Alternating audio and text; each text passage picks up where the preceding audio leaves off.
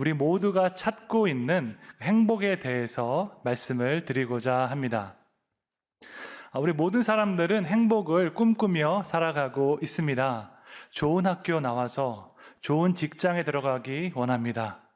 아름다운 가정을 이루어서 남부럽지 않은 그런 인생을 살고 싶습니다.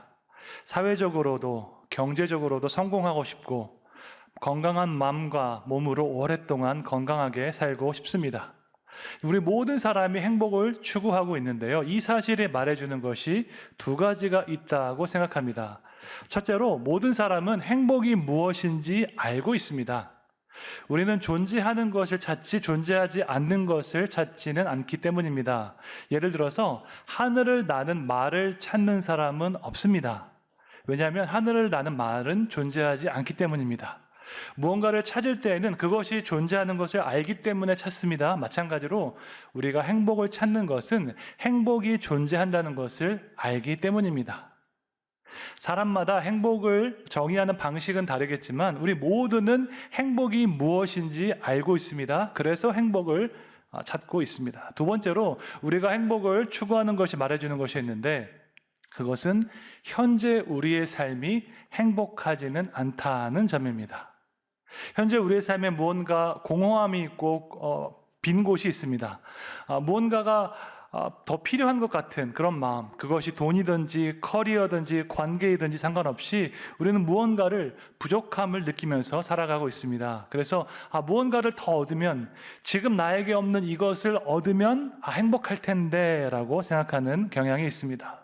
여러분 이 두 가지 전제에 동의하십니까? 첫째로 우리 모두는 행복이 무엇인지 알고 있습니다. 둘째로 그런데 우리의 삶이 완벽하게 행복하지는 않습니다. 이 두 가지 사실이 보여주는 것이 무엇일까요?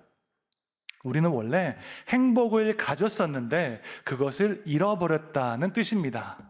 과거에 언젠가 완벽하게 행복했던 그 순간이 있었는데 지금은 그것을 잃어버렸습니다. 그렇기 때문에 우리는 희미하지만 행복이 무엇인지 알고 있고 하지만 동시에 지금은 그 행복을 가지고 있지 않은 것 또한 알고 있습니다. 그 결과 우리는 행복을 찾기 위해서 여러 가지로 분주하게 애쓰면서 노력하고 있습니다. 각자가 생각하는 기준에 따라서 이것을 가지면 행복할 텐데 생각하면서 오늘도 열심히 살아가고 있습니다. 지난 15년간 제가 세계 여러 나라에서 살았습니다. 스위스에서 선교 훈련을 받고 미국에서 신학 공부를 하고 아프리카에서 선교사로 사역을 섬겼습니다. 세계에서 가장 발전된 나라에서도 살아보았고요. 세계에서 가장 가난한 나라에서도 살아보았습니다. 우리 생각에는 미국에 살거나 유럽에 살면 행복할 것 같습니다. 그런데 그곳에 산다고 해서 인생이 다 완벽한 것이 아닙니다. 예를 들어서 미국에 살면요, 의료비가 너무 비싸기 때문에 아파도 마음대로 병원에 못 가는 경우가 많이 있습니다. 유럽 같은 경우에는 여전히 인종차별이 있어서 알게 모르게 피해를 당할 때가 많이 있습니다. 어떤 사람 생각으로는 미국에 가서 살면 얼마나 좋을까 생각할 수 있습니다. 하지만 정작 미국에 사는 사람들은 한국에 가서 살면 얼마나 좋을까 생각하고 있습니다. 우리는 언제나 내가 가지 못한 그 길에 대한 동경심이 있기 때문입니다. 많은 사람들은 돈이 많으면 행복할 것 같다고 생각합니다. 인생에서 돈 걱정 안 하고 살면 얼마나 좋을까 이런 생각할 때가 있습니다. 물론 일정 부분 맞는 이야기입니다.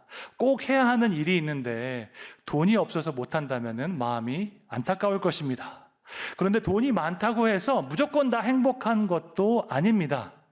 제가 미국에 있을 때 정말로 부자인분을 만나본 적이 있는데 그분의 가족이 암으로 투병하고 있어서 걱정이 많았습니다. 돈이 아무리 많아도요, 그 돈으로 건강을 살 수가 없습니다. 제가 한국에 있을 때도 아주 정말 부자인분을 만나본 적이 있는데 그분의 자녀가 이혼 소송 중이라서 걱정이 많은 분이 계셨습니다. 아무리 돈이 많아도 그 돈으로 깨어진 관계를 회복할 수 없습니다. 여러분, 우리가 추구하는 많은 것들이 있는데 행복이 있는데요, 우리가 추구하는 행복이 사실은 아주 연약한 것입니다. 우리가 행복하기 위해서는 수많은 것들이 필요합니다. 가족도 필요하고 돈도 필요하고 직장도 필요하고 부동산도 필요하고 명예도 필요합니다. 수많은 것들이 있어야지 행복한데 이 중에 하나라도 잘못되면 우리의 행복은 깨어집니다. 모든 것이 다 좋은데 내 몸이 아프면 행복하지 않습니다. 모든 것이 다 좋은데 돈이 좀 없어도 행복하지 않습니다. 모든 것이 다 좋은데 내 자녀가 잘 안 되면은 행복하지 않습니다. 우리가 추구하는 이 행복은 너무나 연약하기 때문에 깨어지기 쉬운 것입니다. 그렇다면 우리가 행복하지 않은 이유는 무엇일까요? 이에 대한 답을 제공하는 것이 종교와 철학입니다. 행복은 무엇인가? 어떻게 해야지 우리가 행복해질 수 있을까? 이 질문이야말로 가장 종교적이고 가장 철학적인 질문입니다. 아시는 것처럼 21세기는 IT 시대이고요. 4차 산업혁명 시대입니다. 과학기술이 놀랍게 발전했기 때문에 과거에는 우리가 알지 못했던 수많은 것들을 이제는 과학적으로 설명할 수 있게 되었습니다. 예를 들어서 뇌과학이 이제 발전하면서 여러 가지 중독 현상을 우리가 잘 이해하고 다룰 수 있게 되었습니다. 그런데 과학 기술의 발전에도 불구하고 현대인들이 생각하는 힘을 많이 잃어버리게 되었습니다. 그런데 몇 년 전부터 우리 주변에서요, 인문학 열풍이 일기 시작했습니다.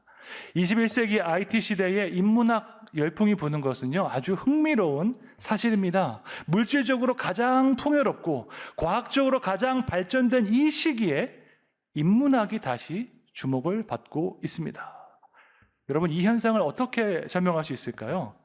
인간의 행복이 단지 물질적인 풍요에 있지 않다는 것입니다.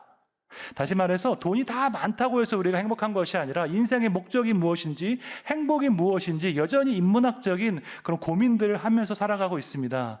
미국 펜실베니아 대학의 와튼 스쿨에 있는 애덤 그랜트 교수는요, 물질적인 풍요와 행복에 관한 연구를 많이 했습니다. 그는 가정의 수입과 자녀를 양육하는 것 사이에 어떤 상관관계가 있는지 조사를 했습니다.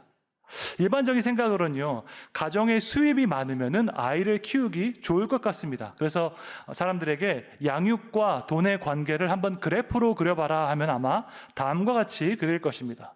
돈이 많을수록 자녀를 키우기 쉽다는 것입니다. 그런데 경제학자들은 한계 수학 체감 법칙을 사용해서 어느 지점에 이르면 더 이상 돈이 큰 차이를 만들지 않는다고 주장합니다.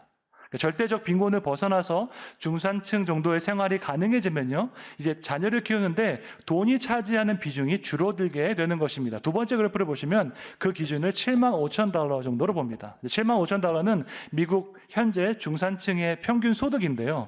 그 구간 이전에는 소득에 비례해서 자녀를 잘 키울 수가 있었는데 그 구간을 지나면 소득이 차지하는 비중이 줄어들게 됩니다.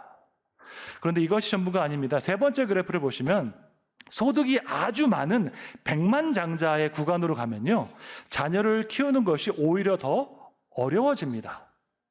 왜 그럴까요? 모든 것이 풍요로운 환경에서 자란 아이는요, 아무것도 아쉬운 것이 없기 때문입니다. 어려서부터 최고급 레스토랑만 간 아이들이요, 평범한 음식 앞에서 감사할 수 있을까요? 언제나 VIP 대접을 받은 그 아이들이 줄 서서 오랫동안 기다리는 법을 배울 수가 있을까요? 애덤 그랜트의 연구에 따르면 아주 부유한 환경에서 아이를 키우는 것이 얼마나 힘들지 모른다고 말하고 있습니다.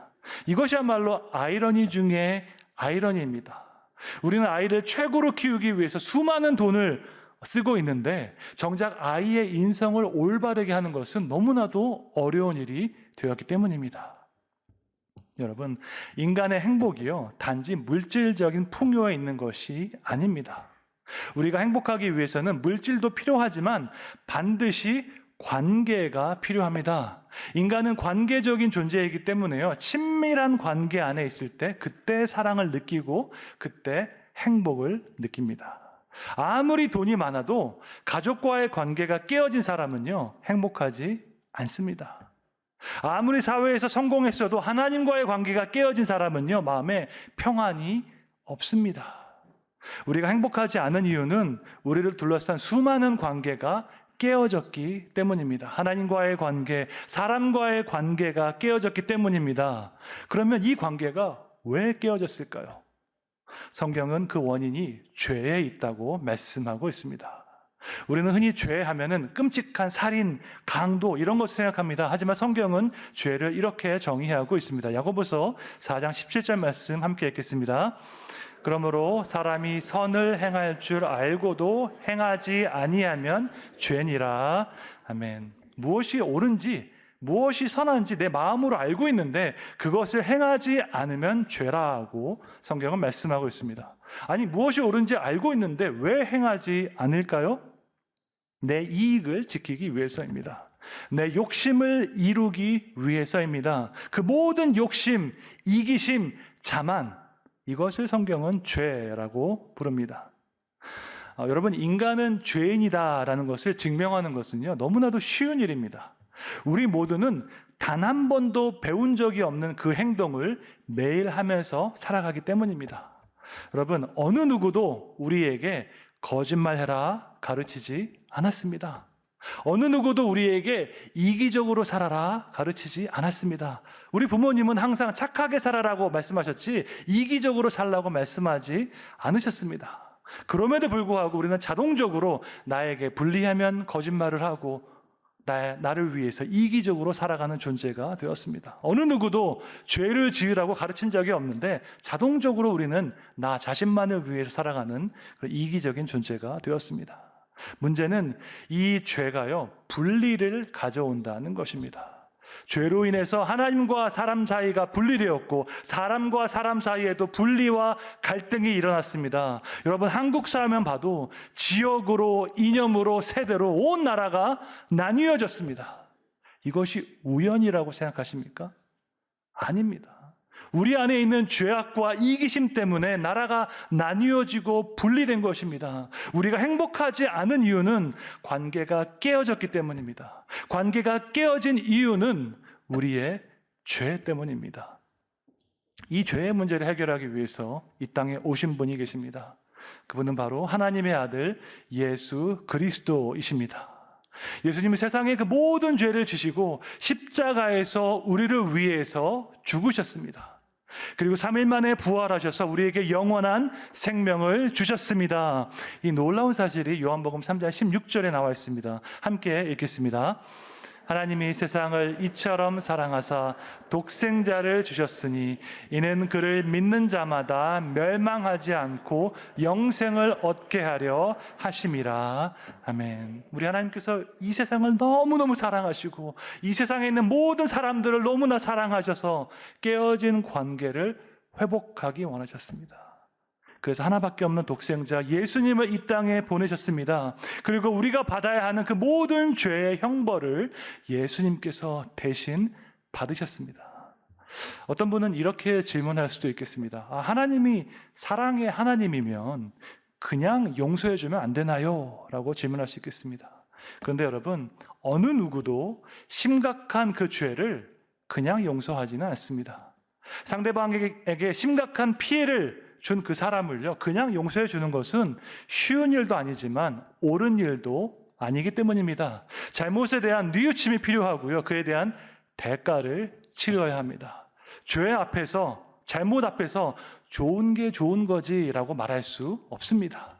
우리 하나님은 사랑의 하나님인 동시에 공의의 하나님이십니다. 의인은 상을 받고 죄인은 벌을 받아야 합니다. 그런데 죄인에게 그 벌을 주지 않기 위해서는 누군가가 그 대가를 치러야 하는 것입니다. 누가 그 대가를 치렀습니까? 예수님께서 십자가에 달려 죽으심으로 죄의 대가를 치르신 줄로 믿습니다. 우리 스스로가 절대로 치를 수 없는 그 대가를 예수님께서 십자가에서 우리를 위해서 치르신 것입니다. 그 결과 우리에게 필요한 것은 딱 한 가지입니다. 예수님께서 나를 위해 십자가에서 죽으신 것을 믿는 것입니다. 이것은 쉬운 일이기도 하지만 어려운 일이기도 합니다. 여러분, 무언가를 공짜로 줄 때는요, 그것이 너무나 싸고 가치가 없기 때문에 공짜로 주는 경우도 있지만 그것이 너무나 비싸서 도저히 이 사람이 스스로의 힘으로 살 수 없을 때 그것을 또한 공짜로 줍니다. 우리에게 구원이 아무런 조건 없이 공짜로 임한 것은 절대 우리의 힘으로 살 수 없는 너무나도 소중한 하나님의 선물이기 때문입니다. 지금까지 살아가면서 사실 우리는 많은 잘못을 했고요, 많은 죄를 지었습니다. 나만 생각하는 그 욕심과 이기심, 그 죄악입니다. 다른 사람을 깔보고 무시하는 교만, 이것도 죄악입니다. 나의 성공을 위해서 수단과 방법을 가리지 않고 온갖 거짓을 행해왔습니다. 이 모든 것이 죄악이고 그 죄의 결과 때문에 우리는 행복하지 않습니다. 우리 마음에 기쁨이 없고요, 평안이 없고 만족이 없습니다. 10년 전과 비교해서 훨씬 더 풍요로운 사회에 살고 있지만 우리 마음에 만족이 별로 없습니다. 여러분, 이런 마음으로 남은 인생을 살기 원하십니까? 여러분의 가족과 여러분의 친구가 여러분을 교회로 오늘 인도하기 위해서 오랫동안 기도했습니다. 여러분을 이 자리로 인도하기 위해서 온 교회가 함께 기도하며 준비했습니다. 여러분이 교회에 나오신다고 여러분을 초청한 분이 교회에서 받는 어떤 상이 없습니다. 그런데 그분들은 왜 여러분을 교회로 초청했을까요? 이유는 한 가지입니다.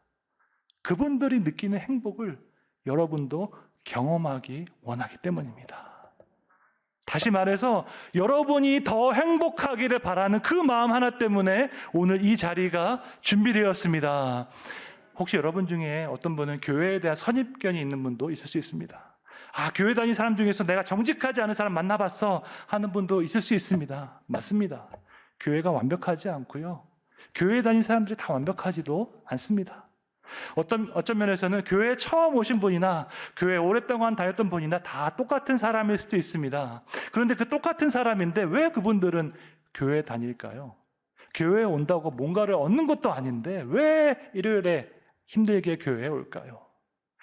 교회에 와서 예수님을 만나면 마음이 행복하기 때문입니다. 세상이 결코 줄 수 없는 그 기쁨과 평안이 내 마음 가운데 있기 때문입니다. 아무도 알 수 없고 아무도 위로할 수 없는 그 슬픈 내 마음을 하나님께서 만져주시고 위로하시기 때문입니다. 그리고 무엇보다도 죽음 이후에 천국에 갈 수 있기 때문입니다. 사실 천국과 지옥에 대해서 제가 드리고 싶은 말씀이 많이 있는데 시간 관계상 다음에 드리도록 하겠습니다. 교회 처음 오신 분들이 계신데 제가 너무 길게 설교하는 것은 예의가 아닌 것 같아서 오늘 설교는 평소보다 짧게 준비했습니다. 현대 미국 문학사에서 존경받는 플래너리 오코너라는 작가가 있습니다. 어떤 사람이 그녀에게 와서 이번에 쓴 그 소설의 핵심 의미를 한 문장으로 요약해달라고 부탁했습니다. 그러자 그녀가 이렇게 답했습니다. 한 문장으로 요약할 수 있다면 제가 굳이 긴 소설을 쓰지 않았을 것입니다 라고 말했습니다. 마찬가지입니다. 하나님의 말씀인 성경에는요, 수많은 진리가 담겨 있습니다.